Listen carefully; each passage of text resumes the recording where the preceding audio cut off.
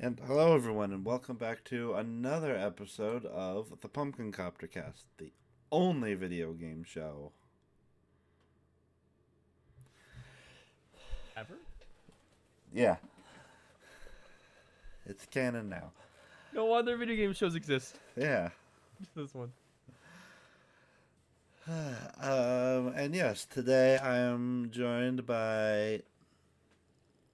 Let's see, oh gosh, I'm just realizing I need glasses because I got old people eyes. I'm joined by Veni Okojo. And we are going to be talking about Vtubing and game deving today. Yeah. Want me to do a little bit of intro? Oh yes, if you go right ahead. If this was been like my 1.0 days, I'd say I stotsu, but this is not during 1.0 days, so I don't do that shit anymore. Hi, I'm Veni Okojo. I am a action and story driven streamer.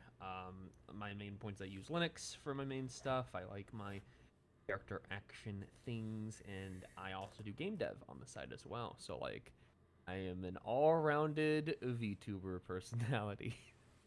Okay. And before we get into the interview proper, we'll start this off as I often do with a rousing game of everyone's favorite game show, Yu-Gi-Oh! Or Dark Souls.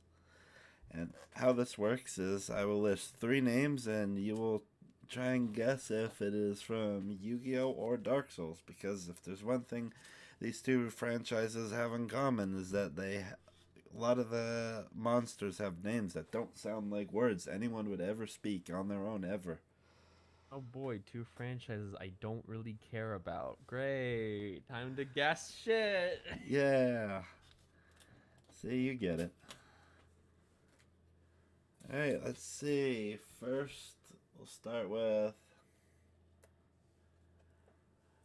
Maestro the Symphony Jin, Yu-Gi-Oh or Dark Souls.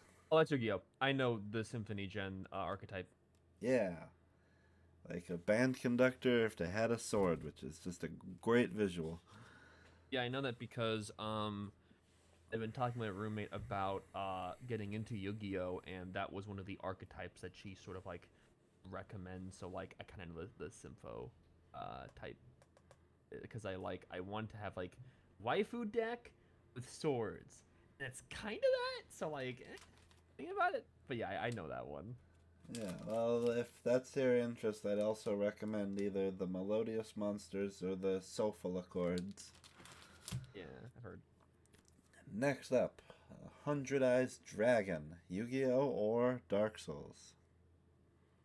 Ooh, that could be either or. Like I don't think there's a lot of dragons in Yu-Gi-Oh. Like I play more like Magic the Gathering and stuff, and that has a lot more like fantasy elements of like dragons and medieval stuff. So I'm gonna say Dark Souls, but I wouldn't be surprised if it was either. No, it is from Yu-Gi-Oh. Is Yeah, okay. one of the monsters from Yu-Gi-Oh! 5D is also known as the Card Games on Motorcycle season, which is one of the best things Right. ever. And I just remembered we have Blue Eyes White Dragon, but like it's not really known for dragons, you know. Dragons, when you think of dragons in card games, think more magic, you know, because like they have a lot of medieval stuff. But yeah, that does make sense. Let's see. And the last one, Ruin Sentinel, Yu-Gi-Oh! Or Dark Souls. I could see Ruin Sentinel being in something like Dark Souls 3 or Bloodborne. But again, I wouldn't be surprised if it was a Yu-Gi-Oh card. But I think I'm gonna go Dark Souls, and I would not be shocked if it was Yu-Gi-Oh again. Oh, you were right. It is a boss from Dark Souls 2. Ah, two. Okay. And that brings us to the end. And now we can, get be done with the stalling, I mean totally legit thing, and move on to the meat and potatoes of why we're here. So, yes, as you've mentioned just a few minutes prior, You've already gave us a little introduction, so how about we start with Veni? How did you first discover video games? Video games in general. All right, this is gonna be a fucking long one. So I think I was like, video games have always been like something that I kind of grew up with. We had a Windows XP PC, like a family PC. It had some point and click stuff from Humongous, usual stuff, your pajama sandwiches, spy foxes, shit like that. Freddy Fish and Bubba as well. Like those type of games were like sort of like what I started out with. But my brother was always playing on his PS2. Now we were in a household where we didn't really have much like big name like PS2 classics. We didn't have Jack or Sly or Ratchet, nothing like that. The biggest game franchise that I grew up with was Kingdom Hearts. Mm-hmm. I remember me and my brother all we were like Disney kids back then. We were like Disney Channel kids. We loved like Sweet Life, Wizards, those sitcoms, also like just Disney movies in general. We grew up in that sort of household. So every time we went to like the store, we always get these little like pocket-sized like Disney magazines. And there was I think like a back cover ad that had Kingdom Hearts 2 Mm-hmm. advertisement on it. And we were like, "Hey, we want this. This looks cool as fuck. Can we get it?" So my mom ordered on Amazon and arrived and we played it. And it was great. It was my first foray into like what video games are really like capable of. Like the music was great, like the graphics were great. Like it was just a great experience. And when I played it, I wanted to get into the actual series proper. So we got Kingdom Hearts 1, we got Reaching Memories, which was new at the time because it was like a GBA game. We had the GBA game, but I remember Reaching Memories, the remake on PS2. I remember that coming out and we got it brand new. It was great. Oh, hate the game now, but like it was great having a new PS2 Kingdom Hearts game. Ooh. Um, but I was always in like more like the actiony type stuff. Onto Pokemon a few years later with like Ruby Sapphire Emerald, Diamond Pearl Platinum, that sort of stuff, and kind of just moved on from there. Um, a lot of like more Japanese developed games, I would say, because we had like PlayStation 2 and then the 3 and the 4 and the 5, and then I had like a Game Boy Advance, DS. We had like Nintendo and Sony stuff. We never really had Xboxes until like Mm-hmm. when I was like a teenager. Um, Cops like the zombies mode, which I love. Zombies mode. It's the only Call of Duty thing I like nowadays. It was when that was a thing, and I remember me and my brother had our own Xboxes, so we could play stuff like Halo Reach and Black Ops Zombies and stuff like that. But that was kind of the only really instance of us owning an Xbox. Never had the One, Series X, Series S. Never had any of that. The 360 was the only sort of exposure I had of the Xbox brand and everything. So I was, and I still am. Like I have my Switch One, I have my PS5 with me. Though I don't really play them as much as my PC. I'm sort of more into like the Japanese developed games, but I have been slowly trying to get into like the more European and like American and just other non Asian developed like games and everything to sort of like broaden my horizons. I've been really getting into like Atari stuff. Like I bought a 2600 plus back at like Poland Retro Gaming Expo this year, which was great. I volunteered with my friend's company over there. Great time, met a lot of cool people. So like I've been kind of getting into their back catalog and like sort of like going through all the like retro games I kind of missed and everything. So like I'm trying to broaden my horizons. So like gaming in general, whether it's like playing them or learning to get into developing them, because we're gonna be talking about that in a little bit. I've developed a lot of games before. That's sort of like my main passion in life is like the gaming medium, because like I really have this like innate belief that like video games, like people argue movies are the ultimate medium. No, no, no, music's the ultimate medium. No, no, manga's the ultimate medium. Video games are the ultimate medium because you can take all the stuff from movies, music, art, all of that, and add an extra depth to it, which is like interactivity. Mm-hmm. Um, and you can have a broad range of different like experiences when it comes to the gaming medium. You can either have big triple, quadruple, quintuple A Sony shit, cinematic. It's a movie game. Or you can have something really fucking tiny like Katsune Tales, just like a little platformer. Ooh, you can have that broad like stroke of like that spectrum of like experiences and like there is a game for everyone, even like old crotchety boomers. They probably like the old Atari stuff. So like it's really resonated with like a lot of people, even though it's a fairly new medium. I think video games as a concept was invented in like the 50s or 60s or something. Mm-hmm. But like it's not old. It's not as old as like film or art, like paintings or whatever. That goes back to caveman days. But like it's a fairly new medium, but it still has a lot of gas in it and a lot of potential in it that I'm like, yup, this is my life work now.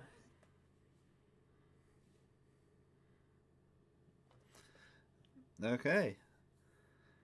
And you mentioned that you had games like Kingdom Hearts 2 growing up. So, what would you say Yes. is your favorite game and or games now? Still Kingdom Hearts. Kingdom Hearts like is my all-time favorite. Like Mm-hmm. that entire series is like there's a reason why my 2.0 has, you know, it's officially a dream weapon or an axe. It's a Keyblade. It's a Keyblade. It's a Keyblade. That is sort of like embedded into my DNA now, quite literally with like my model, because it's very much like Kingdom Hearts War Ends with You, like the Mura code and everything. My favorite video game is Kingdom Hearts 3. Like, I love Kingdom Hearts 2. It's a great game. Kingdom Hearts 3 just does stuff better. It has a grander scope, a grander story. It's got more orchestrated music. It's got more tools to play with in your combat. The graphics are just amazing. Like, that shit they got away with in terms of, like, looking at the actual movie. Like, there was a reason why Let It Go was in Kingdom Hearts 3, besides, oh, it's a popular song. We're Disney. Put it in. Just put it in. It's a popular song. So they wanted to flex, yeah, we're at the graphical point where this looks like the movie. I think that's really funny. Um, but Kingdom Hearts has been my all-time favorite franchise. Pokemon Platinum's my all-time favorite, like Pokemon game that came out around my birthday. Oh. I Gen 4 in general was like the best gen because not only do you have Iron Pearl Platinum, it has Sinnoh, it has the best mythology in terms of the Pokemon, like time and space and literally Satan, literally God, and the three lake elves and shit. You also have the best remix. Heart Gold Soul Silver is the best Pokemon remix. Poke Mm-hmm. Walker definitely adds to that. I love the Poke Walker, but it was the best gen, like by far. Like I have a pretty hot take that I think Gen 5's the worst because I think it was a massive downgrade from like Gen 4's like mythology. Because keep in mind, when you're thinking of Pokemon and you're like, okay, Gen 4, we got time and space and it's about creation, and Gen 5's like dragons. It's like what happened? Like what happened to the big mythology? And yeah, you could be saying and go, well, actually, Reshiram is representing truth and Zekrom is representing ideals. I don't care. It's not as cool as like big creation and blah blah blah. You know, Mm-hmm. I everyone loves Gen 5. I do not get it. I don't get it. The graphics are good, music's good. Everything looks like. um, ironically, the best new Pokemon thing to come out of like both fan game and not is this one. I gotta shout out this one fan game. It's called Pokemon Unbound. Pokemon Mm-hmm. fan game. It was built using the. It's just like what do you call it? Like a ROM hack engine called the Complete Fire Red Upgrade. As the title suggests, it's built upon Fire Red, Pokemon Fire Red, which is the base of most hacks nowadays, either Ruby or Fire Red for like GBA stuff. And the guy who made the engine was like, I want to have a game that shows off what it can do. So he basically made a Gen 5.5 game called Pokemon Unbound. It's Hoopla's the cover legendary. It's super good. The music's great. The graphics legitimately looks like between like Black 2, White 2, and X and Y. Like sort of like that in between point of like the best the DS had to offer. But it's jammed into a Game Boy game. I don't know how they did it, but they did it. Even the sound font. The sound font is Gen 5. How? I don't know. But they flexed hard with that. And it's a hard game if you put on like normal difficulty. I had to put it on easy for like the Elite Four because it was getting ridiculous. Mm-hmm. But like, it's so ooh, like if you are sick of modern Pokemon, which I'm not. I love modern Pokemon. Like Scarlet Violet was one of my favorites. I have not played Z to A yet. I want to at some point. But if you're like a Nat Dexter and you hate modern Pokemon and you hate Game Freak, Pokemon Unbound, that's a good one. That's a good one. Some other games that I like. I made like this. There was this trend on Blue Sky because I don't use Twitter. Fuck Twitter. That is like end games to get to know me. Like, I know. Platinum's on there. Kingdom Hearts 3 is on there. Deltarune, Undertale. I don't even need to say why they're good. They're good. I really like. Not really into a lot of like anime JRPGs. But Shin Megami Tensei is so fucking good. Like Persona's great, right? But if you really want to get into like the meat of the gameplay and really like exploit the combat, Shin Megami Tensei mainline 4 and 5, great stuff. I put 5 on there, and that's I have not played Vengeance. I want to at some point, but I played. There's no SMP 5 when it first came out on Switch. Great, I love that game. I'm also really into like some fighting games. So, like my favorite fighting game of all time is like Capcom versus SNK 2. Really good stuff. It has a mechanic, the groove system, where you can emulate like the fighting style of different like Capcom and SNK games, which is really cool. Like the first Capcom and SNK versus SNK game only had 2 groups, Capcom and SNK. But CVS2 has stuff from like KOF 95, 98, and Samurai Showdown. And then the Capcom side has like Street Fighter 2, Super Street Fighter Turbo, I think. No. It was Alpha 2, Alpha 3, and Street Fighter Third Strike. That was the CAP grooves, and that was great. I love that game. I wish they made a third one, but they won't. And it's like you have the peak of fighting games right here. At least you can buy it now with Album Collection 2, which you can play online with rollback. It's great. Um, I I'm not really like a huge fan of like platformers. I do really like Sonic 3. Sonic 3 is really good. Mm-hmm. Sonic 3 not cool, but like it's collectively Sonic 3. Mm-hmm. It's one package to me. Um, I also really like. I was getting into a lot of like PS2 stuff a few years ago.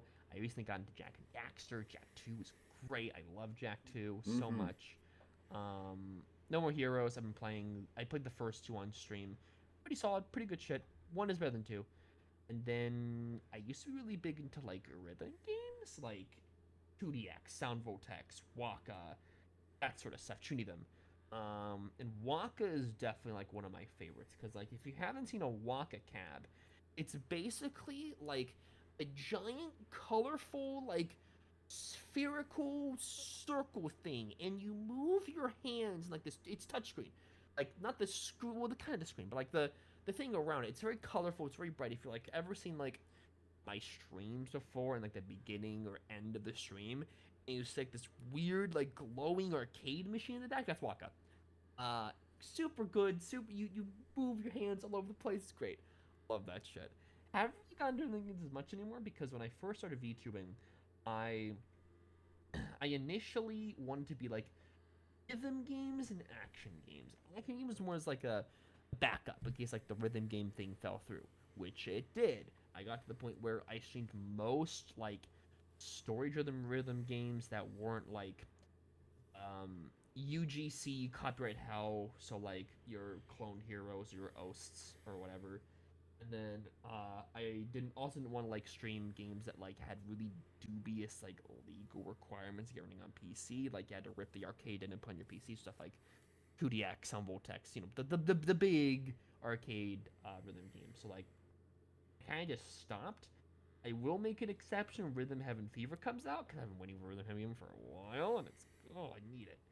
Um, that's basically my taste. There's probably stuff I'm forgetting, but like, oh, and of course, like the stuff I've been playing recently is I've been getting a lot of like Sierra online games. So like your King's Quest, your Space Quests, um, that sort of stuff. I'm really getting to them. I'm on 6 right now, and like, as someone who, like I said before, I grew up with a lot of like humongous entertainment games and stuff like that. And I also played like all the Monkey Island games except Return. I will be playing that at some point. It's really interesting to see like the beginning of like the graphical like adventure games and stuff because like the first King's Quest wasn't point and click. You had to it's what they call a parser mechanic where you type in commands, basically like Zork, where like it's a text Mm-hmm. adventure. But King's Quest was the first or one of the first major games to have like a full colored world with a character moving around, mixing in with the old text adventure stuff. And seeing that like progression between 1, 2, 3, 4, 5, whatever, is really interesting. I played the VGA remakes of the first 3, so like I kind of got spoiled by the more colorful, technologically advanced like VGA versions that were introduced in 5 and 6. But I did play 4 Retold, which is basically a straight port of the original King's Quest 4, but point and click. No fancy graphical, but it's the exact same game, but point and click. And I hated it. I hate that game. The reason why I hate it is because you have to basically do a bunch of like um miscellaneous unrelated tasks because the whole point of King's Quest 4 is like, oh, King Graham, the main character of the King's Quest series, he's like he got married, he had kids or whatever, and like King's Quest 3, you're reuniting the family back together, and like in the King's Quest, he was like, okay, I'm gonna pass my adventure hat on my children. You're gonna be the new characters now. And then he almost dies. He gets like a heart condition, and he's like dying. And the whole point of 4 is you are Rosella, which is the daughter of King Graham, and he's like, "Hey, I'm dying," and Rosella's like, "What am I supposed to do?" Magic Mirror is like, "Hey, I'm the fairy of this one island. You need to go over here, and like I can help your father." She's like, "Okay." So she goes over there, and she's like, "Oh, I didn't tell you the full story. I'm also dying too. You need to get this talisman for me to restore my power, and also a fruit for your dad. Okay, bye. You have 24 hours, by the way."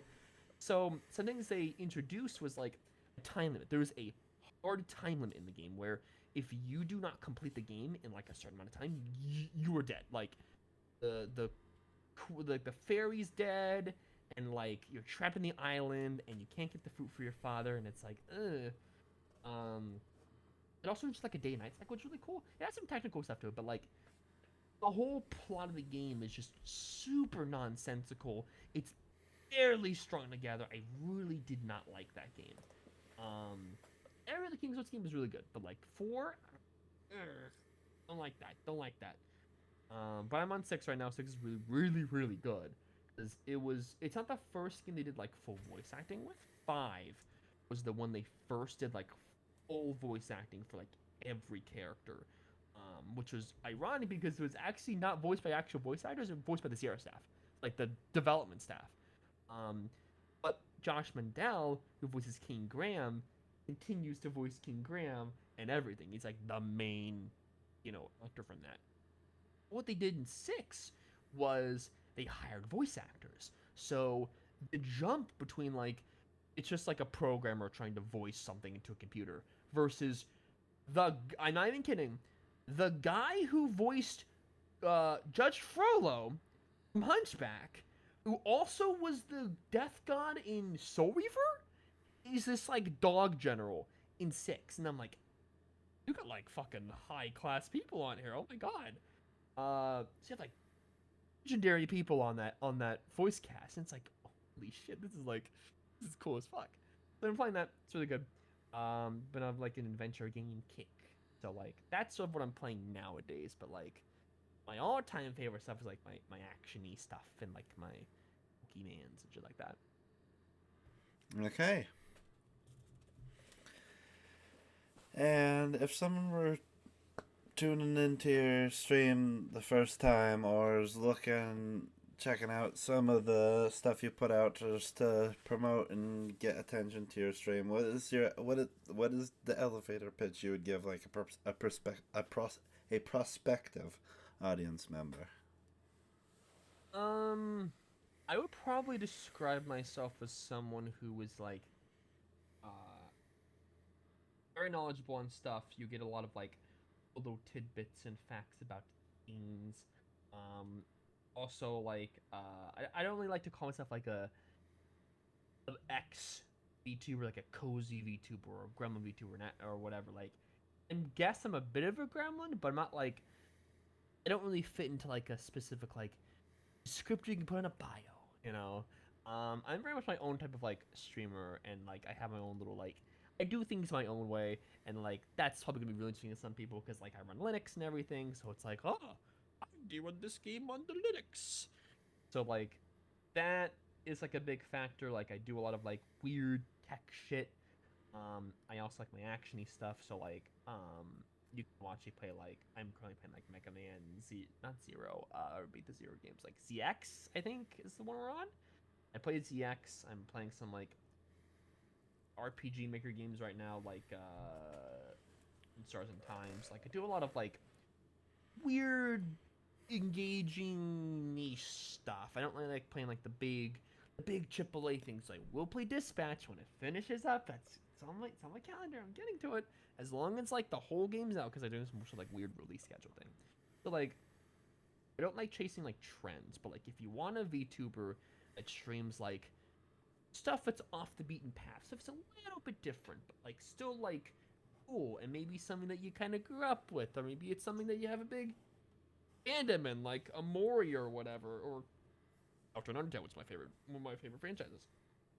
That's sort of the stuff that you come to me for. You don't come to me for like the conformist. I'm playing cozy slop or whatever. You come to me for like the weird shit, the cool shit, the little like, oh that's interesting. Oh yeah, I'm gonna watch you play this weird video game. You know that type of stuff. So like I'm sort of the person that like does my own thing, and that could be interesting to some people. Okay. And what made you want to like start streaming in the first place? Was it any one thing, or was it just like the cumulative effect of like several smaller things? Um, so I've had a big background in content creation in the past. I was one of the first YouTubers to do like Undertale comic dubs, and that was a thing. I was like one of the biggest in the field. I was like one of the top Sans voice actors way back in the day. That whole channel is like deleted now. Don't bother looking it up. But I like a lot of experience like voice acting and like content creation, editing in Sony Vegas, and doing like little stuff with it. And ever since that channel got removed, I wanted to like get back into like doing something content creation related. I want to do something. And during my like twilight years of running a YouTube channel, or twilight years, twilight months, only that's like a few years, I started doing like streaming and stuff, which that was fine. Um, but I want to do something, and I remember seeing like VTubers were a thing. I wasn't someone's like, oh, VTubing, perfect, immediately go into it. No, I fucking hated VTubers back then. I thought that they were like big booba squeaky voice, me, like annoying people. Until I saw VTubers like Calliope Mori, Tony, people that actually sounded normal and like not putting on a high pitched anime voice, and I'm like, oh, I can actually be a normal fucking person when doing this. Okay, yeah, I could maybe do that. So I had someone that I had worked with in the past on some game dev stuff do like my first VTuber model and like do the VTubers. I didn't want to just start streaming. I wanted to have the full treatment, the debut, the lore video, all of that. And then like a few months later, I'm like, I hate this model. I hate this design. I hate this model. It's not me. Because what I made a big mistake of like doing, making a design and a model based on what I feel like other people wanted instead of what I wanted, like my own tastes. So about like a year into VTubing, I got started on getting the 2.0, like made and designed and all that. I was really intricate into like getting it right because this was going to be like my design going forward for like 5, 10, and 15 whatever years. So like I wanted this to be like it hits perfectly. A lot of revisions. I asked some good friends like Oceanics for some assistance, and like she gave me some little tips and shit, and I got all like compiled, and it's like ooh, and I was like okay, I have the design, I have like the lore thing I want to do with it, uh, and then my mono mama made the model, and I'm like okay, let's get the model pop going, let's get the rigging going, and they dropped off at the face of the earth, and they ghosted me and I'm like, I don't know what. Okay, wait, hold on. I had a 3D model. Yeah, I had a 3D model that like I made before. Super Mika, a friend of mine, made like this for MMD stuff. What if I turn into a 3D VTuber? So I got some stuff together for like setting up Warudo on Linux because I only use like VTube Studio for Linux and everything. I haven't really gotten to set like a full 3D program yet. That took a bit of tinkering, but like got that all down. And that's basically how I'm a 3D VTuber now. It was just because circumstance and my rigger ghosted me. But I have been very much into my 3D model. Like, VTubing, I've learned now, is a really good way of keeping anonymity, especially being a trans person in this climate. You gotta protect yourself. Mm-hmm. You also like don't have to. I know there's like a saying going like you can stream in your underwear while being a VTuber. No, no, I don't do that. I get dressed for streams. I don't know why, but like it's good to like stream without like being like, oh, am I looking good? Oh, have I shaved properly? Oh, I put it on the. Just do it. Stream. Your model will look the same. It's all good.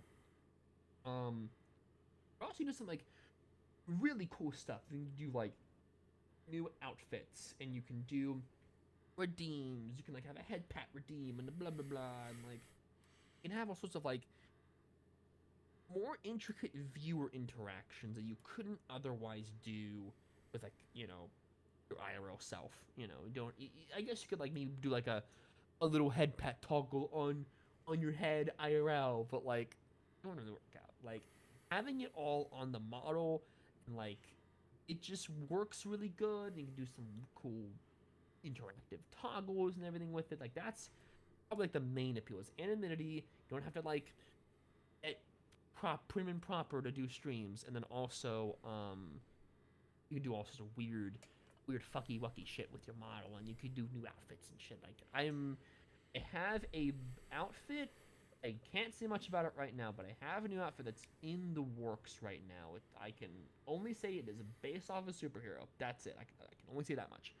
But it is in the works, and like I'm gonna have it all like made and everything, so that way people can like toggle with like, oh, I want to see the old outfit. Oh, I want to see the new outfit. Stuff like that.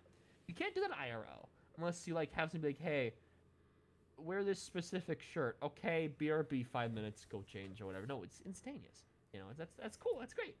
Um, and also like with it also presents like a cool like IRL thing of like I haven't done this ever before, but like some corpos and like some indie people have like meet and greets where it's on the screen and you do like the hi, I'm blah blah blah. They talk on the screen and everything. Like that's really cool.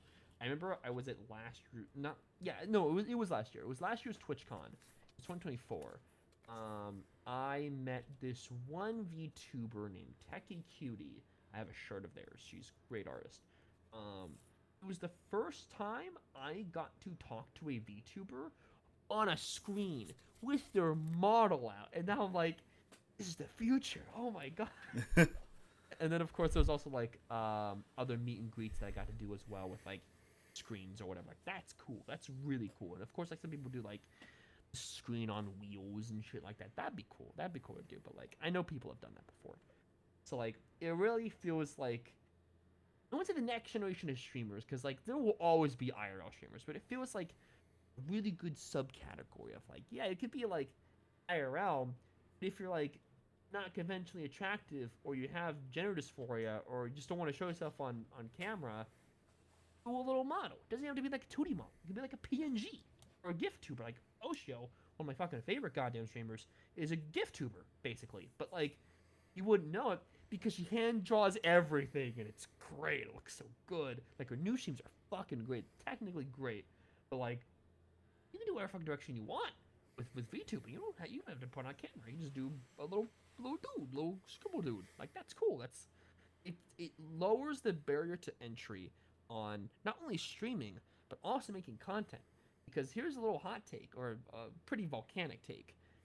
Rant Sonas could be considered a proto VTuber. You know, like the dude in the screen, like Nux Taku and LS Mark and all those obnoxious fucking people who like make the 5 hour long why your favorite video game sucks videos. Mm-hmm. Those little Rant Sona people, that's a form of VTubing. But like, not really. It's like they're not streaming and like they suck. But like those type of people, you can do that as well as streaming as well. But don't make fire rates about how your favorite game sucks. Don't do that. But like, you can do all sorts of cool content stuff without showing your face, and that's cool. That's the internet in a nutshell. I love it. Ooh, very nice. Okay. And how long did it take you to like figure out the look of your VTuber model? 1.0 took like a few months. 2.0 took a lot longer because, like I said before, I wanted to get like exactly right. Like, I went to a bunch of artists and was like, "Hey, here's the work in progress that this one person I won't mention because I'm not in contact with them anymore. Has. Can you judge it for me? What would you change? What would you do?" And all of their input made the design super well rounded. Like, there's detail in like every single spot. It's not overwhelming to the point where it's like, what am I looking at? It's easy on the eyes, but it is detailed enough to where you look at the fine details and you go, oh, yeah, there's this. Like, one example is I wanted something on my arms when I like have my jacket off, because you have a toggle where you take the jacket off. I wanted something with the arms. So what we kind of workshopped was, okay, I want like arm warmers or something. What's a cool design for like uh arm warmers? Stars? No. Stoat? No, that's not the stoat orb. That's for the shirt. Moon. Ooh, crescent moon. Yeah, that works. Because there's a scene in my lore video where like I'm standing in the moon. I'm manifesting my dream weapon. It's like moon stuff. That's cool. So like that's a really cool insignia. We also made like a little belt and everything. Like, if you look at my VTuber design, like it is intricately designed, but it's not overwhelming. So I think that took a while to like really get right.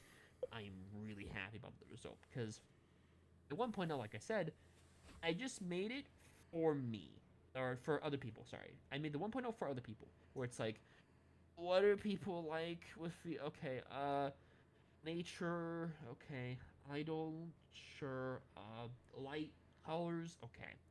2.0, it's like, what do I like? Booty shorts, okay, hoodie, graphic tee, thigh highs are great. Oh, what's that one like? I saw this one picture of like these like bear thigh highs where it's like brown, but like on the top is like a little like bear face. Okay, put that on there. Put that on there. And like it was also that I liked, and so it just kind of came together to a really nice touch. And there's another detail that a lot of people haven't noticed. I have talked about on stream before. There is a hair clip, a blue little like V heart shaped thing on my head. That's like a hair clip. My 1.0, it had a bunch of like little flower clips and stuff, and I felt like that was really hard for artists to draw because there was like a lot of little details that didn't really matter. I kind of wanted to make it like streamlined and uniform, so we only had to draw one little hairpin. The little like blue V thing is a triple entendre. It means three things. One, it is the Kingdom Hearts 1 logo, the blue heart. That's what it's supposed to be. Two, it is sort of like a V shape for like Veni, Veni. And then three, it is an upside down Arch Linux logo. The Arch Linux logo is like a blue A, like a arch, like a this is what's called Arch Linux. Um, and if you flip it upside down, you go, oh yeah, that's where you're coming from. So it's like really intricately designed. Like every single detail took a while to really get right, but like I am really happy about the result, even though it took like a long time. Like it was worth getting it. Okay. And like, when did you first find your groove as a streamer? Like, you mentioned how long it took you to get the models you have used, but how long did you realize? Like, how long did it take you to realize that like streaming is just something you both enjoy doing and have a natural knack for? Um, I don't really think there was like a point where someone like is like, oh, I'm automatically a master at streamless like Iron Mouse or something. You do a lot of like change when it comes to a lot of like streaming stuff. I'm still kind of figuring myself out 2 years later, and other streamers are like older than me and are still figuring themselves out too. So it's really a big like evolution in terms of like changing your style, changing the type of games you're doing. But like, I think it was probably when I debuted like my 1.5 model, where it was a band-aid fix to a larger wound. My 1.0 model, where I added a hoodie and new rigging, and that's it. Where I was like, okay, I want to like focus on this aesthetic. I got a new room background. I want to do action and story-driven games that have rhythm and action stuff that like I'm more interested in. Um, so around my 1.5 was when I was really like quote unquote figure myself out. Again, I'm still evolving. I'm still changing stuff. Like streaming and content creation in general is a long path journey of like changes and ups and downs and everything. But like where I really found like my comfortable niche was like between 1.5 and 2.0, where I have an idea for my 2.0 and have a goal for what I want to do in the future. And my 2.0 was just that being realized. So around that time was where I was like, I'm not like fully settled. I'm not like stagnant for like 10 years, but like this is where I'm at and I'm happy with it and I'm ready to kind of have it be a jumping off point between like new exciting things. So probably around then. Okay. And what sort of advice would you give to people who might be thinking of hopping into the VTubing scene? Advice that you wish that you had when you were first starting out. Do not be a variety VTuber. Do not do everything in the kitchen sink. Find your niche. Find something that you are specifically interested in. There is an audience for everything. And there's a weird saying that I still believe. If there is an audience for dinosaur porn, there is an audience for everything. So find your niche, find the subject you want to talk about, find the game genre to talk about, where it's RPGs or 90s point and clicks or old arcade games, or as my case is action and story driven games like character action games, like more RPG Maker story VN stuff. Like that's my niche, but don't feel like you are contractually obligated to just stick to that niche. You can branch out a little bit. That's cool. I like doing collab games every Friday to branch out a little bit, where I play stuff like I think this Friday, by the time we're recording this, like November 5th.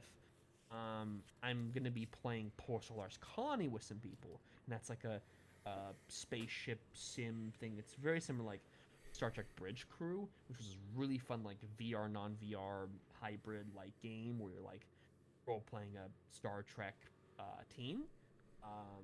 Postal Ocean is like the indie version of that.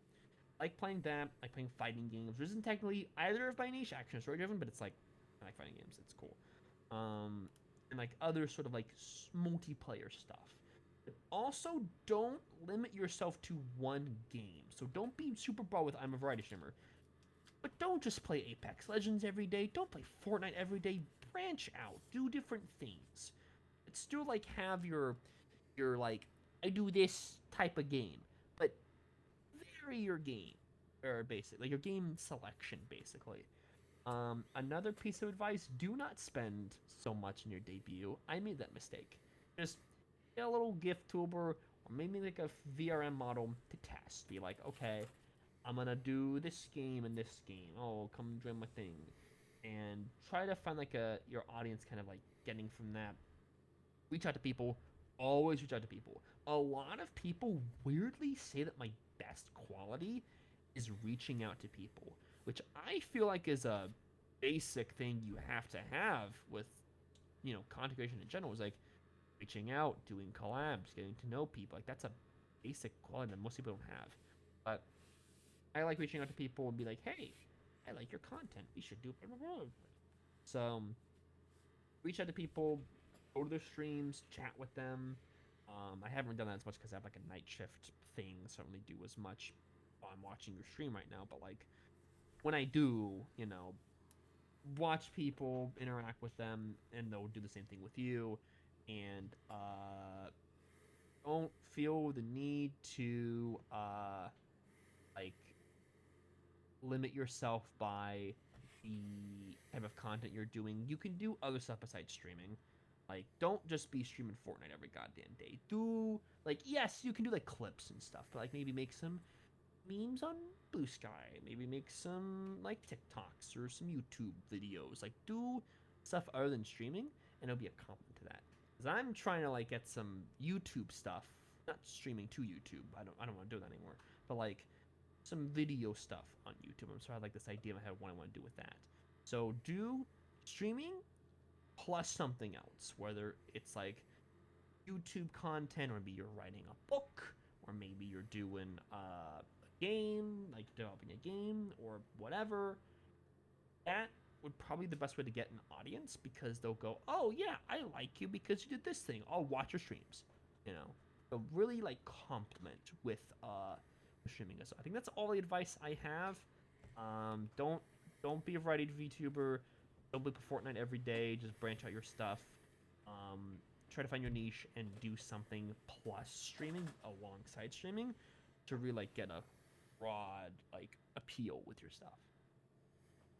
All right then. And that seems like as good a note as any to wrap things up. I would like to thank Veni for joining me today. We're gonna talk And about the game devs. oh yeah, I apologize. I don't know where my head is at today. I'm professional, I swear. So yes, as you've mentioned before, you've also dabbled in game devery. Could you Yes. tell us a bit about that? Yeah. So back in like high school was when I first really wanted to like into developing games. I did like a game dev class back in high school, and I loved it so much that I ended up dual enrolling to a tech school to do like game dev stuff over there. So I had a bit of experience like Unity and like Blender and stuff like that. But where I really found like my game dev like bulk of my game dev experience, which you can find on itch.io page I will not link because it's doxing, but like if you find it, cool. Is when I went to a game dev school. I won't say the name of it because again doxing, but I went to a game dev school, and that's where I made stuff in like Game Maker Studio and Unity and all this stuff, and I participated in game jams, and you know, I'm mainly like producer writer type of person, a little bit of like engine work. I want to get more engine work done. That'd be cool to be more around instead of having every soft skill on the planet have like a hard skill in there as well. But I I really like doing game dev stuff. I think it's really cool, like getting the milestones then from like development of like getting your game dev bible and your like concepts done, and then doing like your alpha, your beta, your pre-release stuff like that. Really cool as well. I've done like um minor and major productions on like my school's games and everything. And then most recently, I worked with a team that I can talk about this game public because it's the only one that's like contribute to Veni Okojo. Is I worked with what was on the team? I think it was Lay Spades, who's a NixOS VTuber, Brody, who's one of the biggest Linux YouTubers like on YouTube.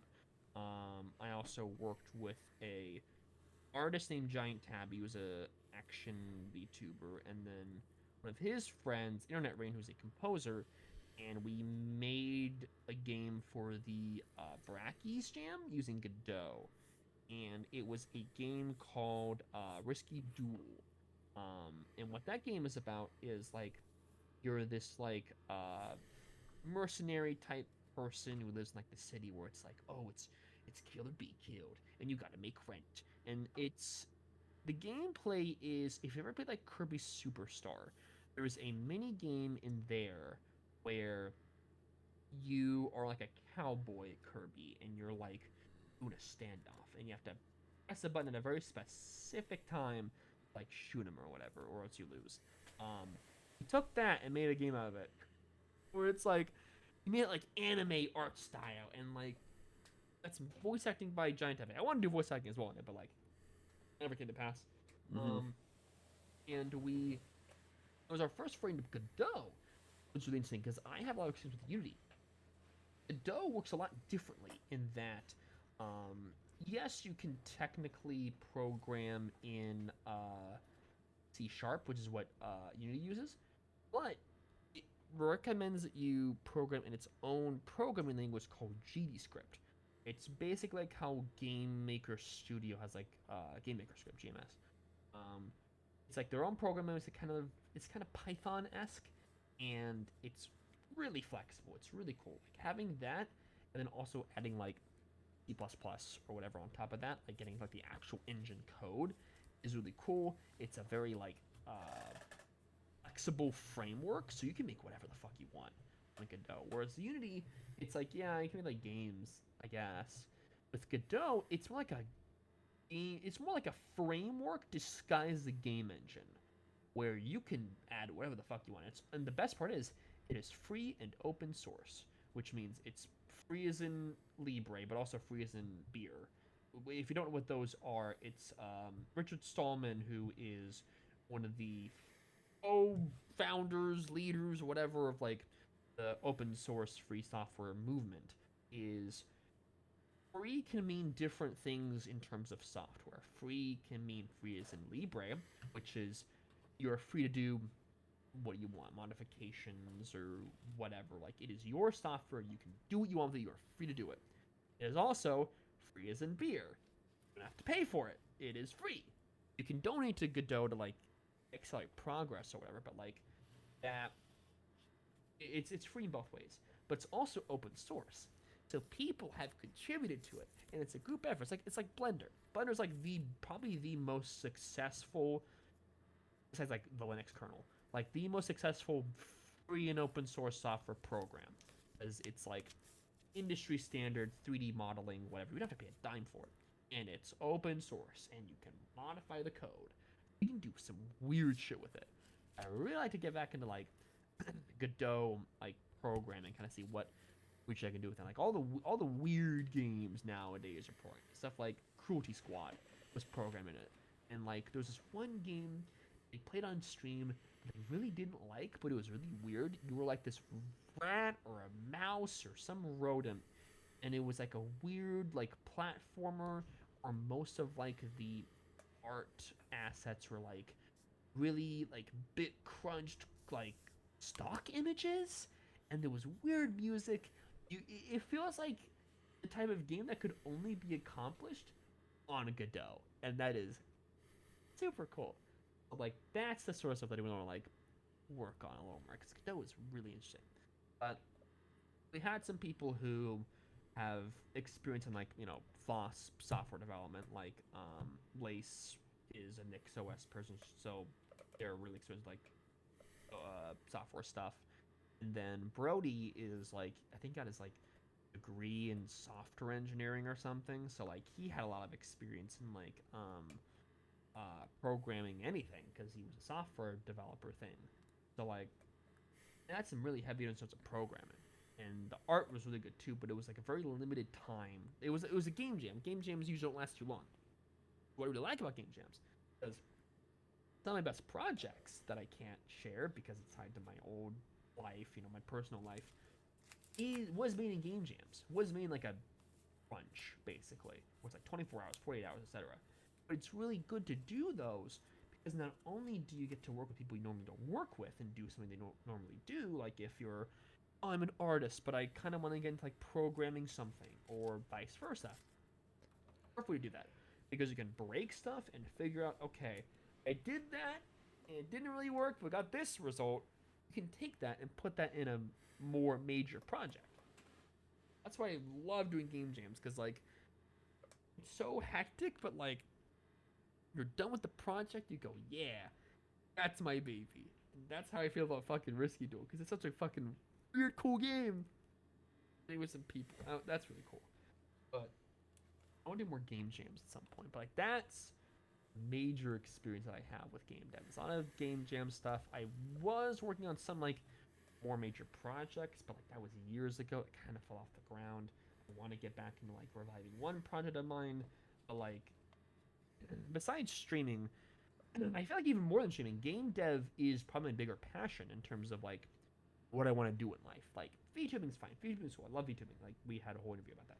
But game dev, I want to dedicate my life to it. I want to make stuff with it. It's just I don't have the resources to find people for that and like do a big thing. But when I do, it's gonna be good. And of course, I'm learning stuff on my own. Like I'm doing tutorials and stuff and everything like that. But like it is very much my big like lifelong passion to do like that sort of stuff.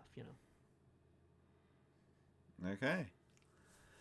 And I guess what sort of advice would you like to give people who are just beginning to dip their toe into the game dev pool? Do game jams. A lot of game jams. Don't be afraid to look up tutorials on like YouTube and stuff. Like Bracky is a perfect resource to learn like basic game dev stuff. Engines, it doesn't really matter what engine you use. You can use Unreal, Unity, Godot. It doesn't fucking matter. Find one that works for you, works for your workflow, and there will always be a community for that. Even like the Love 2D engine has like a big group of people because that's some of the people that like are making a lot of like Deltarune fan games. Love 2D engine is powering that. I think it's called like the Crystal engine or something. Like, don't worry about like, oh well, Unreal has the better graphics, but Godot has the more flexibility, but Unity is the more industry. No, just pick something. Just pick something, stick with it. Try to learn as many skills as possible. Even if they're kind of shit, learn something so that way when you're in like a whole team, you'll kind of have like ideas of how certain processes work, like 2D modeling, programming, even stuff like editing and animation and even production, which is what I'm focusing on. Producers are sort of a really rare, also needed, but also overused. It's a really weird role because it's like a game producer. It's different from a movie producer who's basically just a financer. Game producers is basically another fancy term for project managers. And they are the ones that need the most sort of like, oh, I know how this works and this works and this works and this process works and I've done this and this. So you're kind of like managing stuff. You're not the leader. So in my projects, I'm typically both. But sometimes you are not the leader. Sometimes you're just a manager, which is kind of an oxymoron. But once you get into an actual game like AAA, work in an office place, you know what I mean. You have to have a lot of soft skills and like know the process of this and this and this and this and this. So definitely like at least watching some speed paints or watching a game dev like devlog, like know the process of like how a game mechanic gets programmed in or how a piece of animation gets fully rendered frame by frame. Like knowing that and then going into a game jam where you have other people who know more than you, so you can kind of learn from them, but they also can learn from you, it's a very symbiotic like relationship when you get like game dev stuff. So definitely like try stuff in game jams, ask around, and definitely work with people that like you have like mutual curiosity, understanding, respect towards each other, and you have like great shit going. Cause like that was the last jam I worked on where everyone was like top of their fucking class, good fucking talented people. We also like kind of dip our toes into other things. So it's like, oh, what about the music? Oh, what about the art? And it's like it's symbiotic. It's all in one like clump. So like definitely learn as much as possible. But like I'm biased. I'm a game producer. I kind of know as much as possible to like kind of keep things organized. But definitely learn stuff. Don't be afraid to break stuff, and don't matter about the game engine. Pick something that works. You'll be okay. All right then. You heard it here first. And I think with that particular note, now we can, for realsies, start wrapping up this particular episode of the Pumpkin Copter Cast. I would like to thank Veni Kojo for joining me and saying some word Veni talks. Okojo. What? Veni Kojo. Veni Okojo. Oh, sorry. Uh, Just call me Veni. That's fine.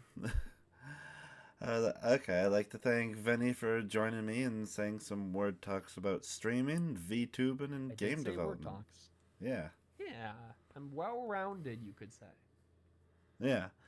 And I guess we'll just ask the last question, which everyone always understands perfectly. Vinny, in your opinion, is video games?